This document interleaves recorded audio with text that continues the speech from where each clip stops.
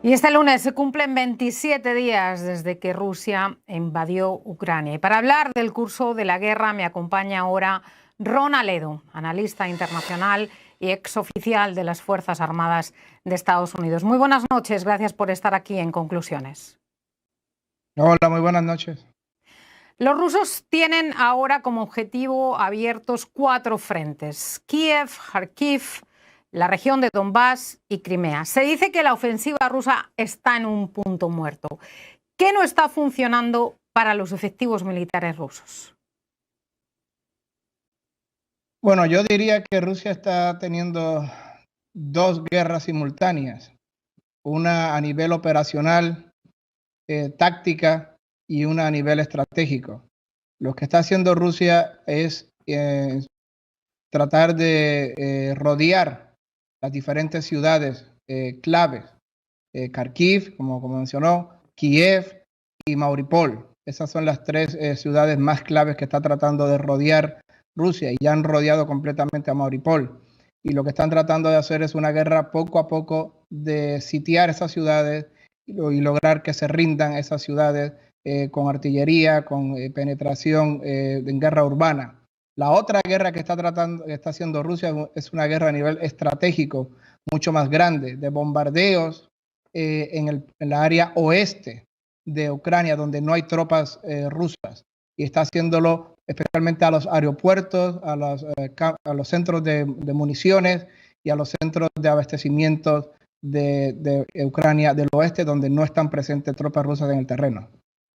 Usted acaba de mencionar que en ciudades como Mariupol se está llevando a cabo lo que se denomina una lucha urbana. ¿Contra quiénes están luchando los efectivos rusos en Mariupol? ¿Con el ejército ucraniano? ¿Con la resistencia ucraniana? Con el ejército ucraniano y con la Guardia Nacional ucraniana, entre ellos el batallón Azov, que es un batallón, una milicia ultranacionalista, que son precisamente son fanáticos ultranacionalistas antirrusos. Empezaron como peleadores en los grupos de soccer, de fútbol, como le llaman en España, soccer, balompié, y se fueron organizando en el año 2014 y 2015 para pelear en Donbass. Precisamente son muy fanáticos y usualmente no siguen las órdenes del ejército ucraniano, son muy indisciplinados precisamente porque son muy fanáticos, y lo que están haciendo es que han sido retirados, han sido derrotados de los campos, de los bosques, de las planicies alrededor de Mariupol, y están ahora dentro de la ciudad peleando desde las calles, desde los edificios, desde los pisos, desde los apartamentos, desde las casas. Por eso es una situación de guerra urbana, casa por casa. ¿Puede aguantar Mariupol en las condiciones actuales? Prácticamente no tienen agua, no tienen alimentos, y según oficiales ucranianos, las bombas caen cada 10 minutos. Muy poco tiempo. Hay que recordar que la guerra que está haciendo Rusia es una guerra lenta, de asfixiar y de rodear y de poco a poco ir cerrando el círculo. Rusia está muy lentamente en sus últimas 2 semanas en Mariupol, porque estaba esperando que salieran la gran mayoría de los civiles, y esto pasó hace unos 3-4 días. Salieron 30.000 civiles, fueron evacuados de Mariupol, y ahora pues Rusia está considerando que ya los civiles, o la gran mayoría de los civiles, ha salido, y ahora eso le ha dado rienda suelta a la artillería, a los morteros. La artillería de tierra rusa es la más poderosa del mundo, más poderosa inclusive que la de Estados Unidos, porque la artillería de tierra del ejército ruso, la doctrina militar es diferente a la de Estados Unidos. Para ellos la artillería es esencial en el campo.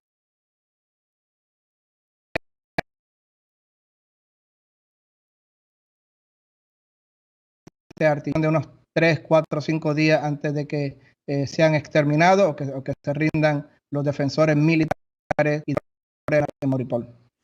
La ubicación de Mariupol es importantísima. Está entre la región de Donbass, una región prorrusa, y Crimea, que fue anexionada por Rusia en 2014. Tú acabas de decir que quizá en 3 o 4 días puede ser que caiga Mariupol. ¿Qué va a suceder si cae Mariupol? Pues eso obviamente será una victoria táctica sobre el terreno para Rusia, y lo que va a pasar es que entonces van a poder hacer un puente terrestre que llegue directamente desde el Donbass hasta Crimea, porque ahora mismo no existe ese puente. Es muy difícil transporte terrestre directo, especialmente sobre la costa del Mar Negro, sobre la costa del Mar de Azov. Pero una vez que Mariupol caiga, ya facilitará muchísimo la logística y el movimiento de las tropas rusas desde y para Crimea, y desde Donbass hasta Crimea, y de ahí obviamente ya harán del Mar de Azov un lago, por decirlo así, que es donde está Crimea. Entonces, pues la costa ucraniana, con la excepción de Odessa, quedará firmemente en control de las tropas rusas. Acabas de mencionar Odessa, una ciudad también importantísima estratégicamente, una ciudad portuaria ubicada en el Mar Negro. ¿Es Odessa el siguiente objetivo de Moscú? No diría que es el siguiente objetivo inmediato. Obviamente es un objetivo que obviamente tienen que tomarlo para controlar toda la costa, pero no me parece que va a ser el próximo objetivo. Yo lo que creo más bien es que se van a concentrar en el este de Ucrania, en la frontera este, en Kharkiv, a terminar de conquistar Kharkiv para posiblemente la próxima semana, en los próximos 10, 12 días que caiga Kharkiv, y entonces hacer bolsas y hacer bolsas para rodear a los pockets, a los paquetes, del ejército ucraniano que están en esa área en el este, y así pues poder aumentar muchísimo el río Dnieper. Y una vez que eso se haga, entonces ya terminarán de rodear completamente a Kiev, que eso es obviamente el gran premio, el objetivo final es rodear a Kiev y tomar Kiev, pero eso ya estamos hablando de varias semanas más, completamente bajo el control ruso. Entonces más adelante es cuando se van a concentrar, yo creo, me parece a mí, militarmente hace sentido que van a concentrarse en Odessa para así controlar toda la costa del Mar Negro. Pero estoy hablando 3 semanas, de aquí a 3 semanas.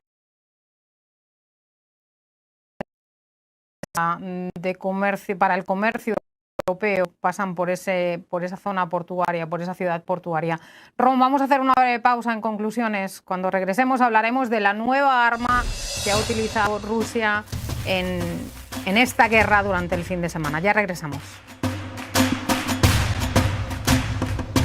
36 años, que sobrevivió 4 campos de concentración nazi durante la Segunda Guerra Mundial, murió el pasado viernes en Ucrania tras un ataque ruso en la ciudad de Kharkiv.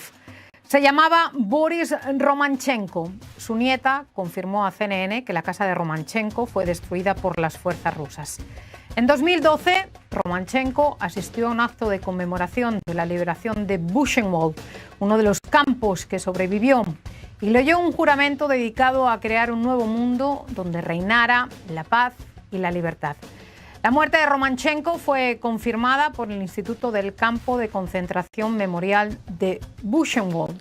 El memorial dijo estar impactado por su muerte. Romanchenko había trabajado de forma activa en recordar los crímenes de la Alemania nazi.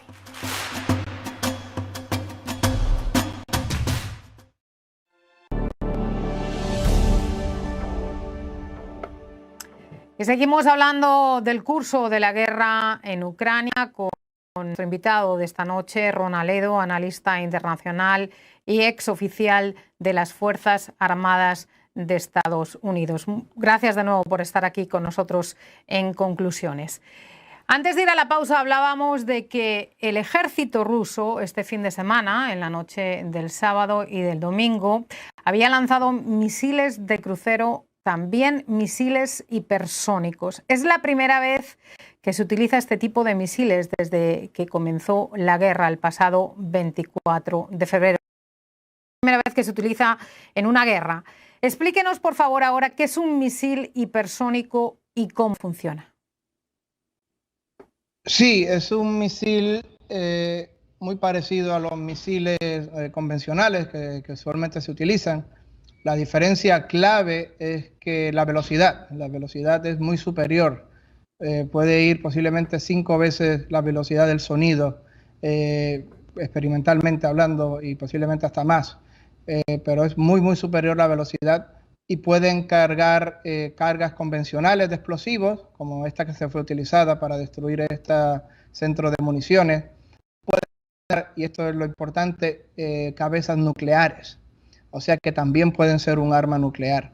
La velocidad de estos misiles es tal y tan grande que prácticamente es imposible detenerlo. Los sistemas Patriot que tiene Estados Unidos y otros sistemas que son para defenderse de los misiles no convencionales, prácticamente en el mundo real no funcionan contra estos misiles, o sea que son imparables. Tienen prácticamente, me parece que 2.000 kilómetros de alcance, o sea que tienen un alcance enorme, y obviamente son un arma increíblemente poderosa, especialmente si se considera que van cargados, podrían estar cargados con cabezas nucleares. Usted acaba de decir que son imparables, pero ¿cuán fácil es detectar este tipo de misiles? Muy difícil, por eso mismo que son imparables. La velocidad es tal que los sistemas de radares, las defensas antiaéreas que tiene Estados Unidos, que tiene OTAN, prácticamente no funcionan. El tiempo de reacción necesario para que los radares detecten a un misil y entonces los misiles aéreos Patriot sean disparados contra ese misil y los otros también que tiene Estados Unidos para misiles, por ejemplo, mucho más grandes, más pesados, ICBMs, esos no se pueden utilizar porque no tienen suficiente tiempo de reacción y los misiles convencionales, antimisiles convencionales, no tienen la velocidad suficiente para interceptarlos en el aire. O sea que prácticamente estamos hablando de un 98, 99 plus por ciento de posibilidades que estos misiles hipersónicos sean imparables, no puedan ser detenidos. ¿Qué cree que usted que ha cambiado para que Moscú utilice este tipo de misil? ¿Por qué ahora? ¿Por qué en este momento?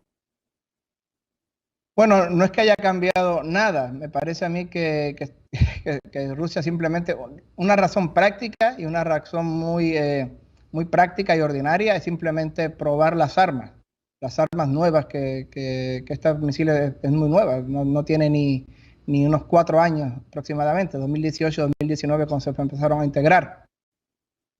O sea que hay que probarlas y hay que demostrarlas, pero más que nada es una demostración de fuerza, es un mensaje hacia Estados Unidos y hacia los países de la OTAN, especialmente los países más pragmáticos y realistas de Europa, entre todo, Alemania entre todos. Esos son los países más pragmáticos y realistas que no se basan sus decisiones geopolíticas usualmente en ideología o en emoción, como lo hace, digamos, Polonia, como lo hacen los 3 países bálticos, que son países muy, por decirlo así, emocionales, que se basan sus decisiones en ideología, en historia centenaria que tienen de rivalidad con Rusia, de haber sido ocupados por Rusia por siglos, por haber sido anexionados por Rusia, etc.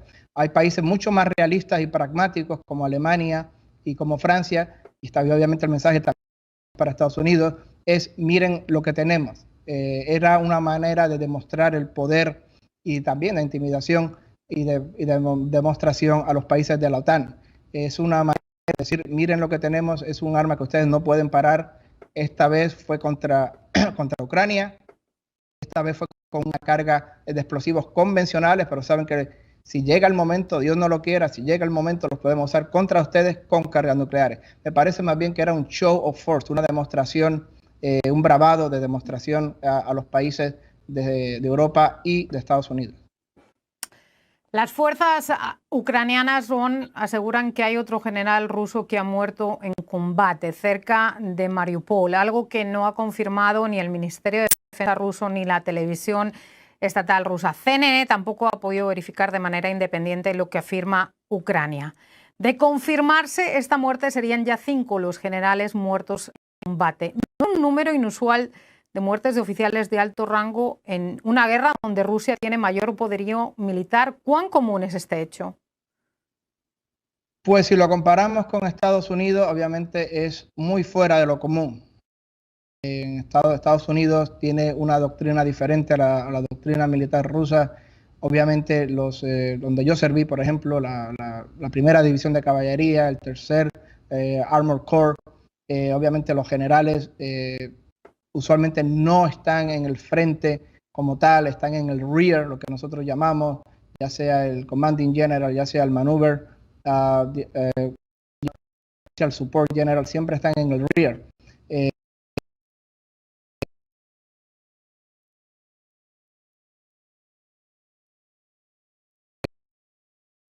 La doctrina rusa es diferente y siempre van forward, o casi siempre van forward, van adelante, van peligro. Además, en estas áreas del este, de nuevo, la estrategia ucraniana es no dar batalla abierta a Rusia, porque ellos saben que en batalla abierta, en campo abierto, tienen una gran desventaja y son blancos de los dentro de las áreas urbanas que están desgraciadamente muy altamente pobladas, densamente pobladas, y desde allí atacan. Y eso aumenta el peligro para las tropas rusas, sus soldados, muy cerca de sus soldados que van en la línea delantera. Ron, una de las cosas que el presidente ucraniano ha solicitado en varias ocasiones es la imposición de una zona de exclusión aérea sobre Ucrania. Esta medida se ha utilizado antes, como sucedió en los Balcanes. Explíquenos qué es una zona de exclusión aérea y cuán complicado es imponer una zona de exclusión aérea desde el punto de de Estados Unidos, obviamente, es la más poderosa del mundo, y la Fuerza Aérea de Estados Unidos combinada con las fuerzas aéreas de la OTAN, las grandes potencias militares de la OTAN, Reino Unido más que nada, obviamente tienen la capacidad de poner, tienen la logística, tienen los aviones, tienen la capacidad. En una zona de exclusión aérea simplemente que se determina un terreno, ya sea el que sea, ya sea por ejemplo en Irak, a las poblaciones chiitas, a las poblaciones kurdas de Saddam Hussein, y es simplemente en ese terreno se destruyen primero las defensas aéreas del país, o se destruyen o el mismo país lo saca de allí. El avión o incluso helicóptero que vuele en esas áreas, pero en este caso de Irak, cualquier avión iraquí o helicóptero iraquí que vuele es destruido. Punto. Volaba por esa zona determinada.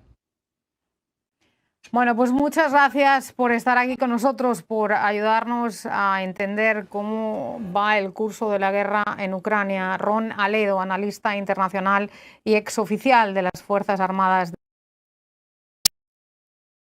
Gracias. El que me quiera seguir me puede seguir en mi canal de YouTube, Ron Aledo, ex-CIA Contractor, donde pongo muchísimos vídeos de análisis internacional. Muchísimas gracias.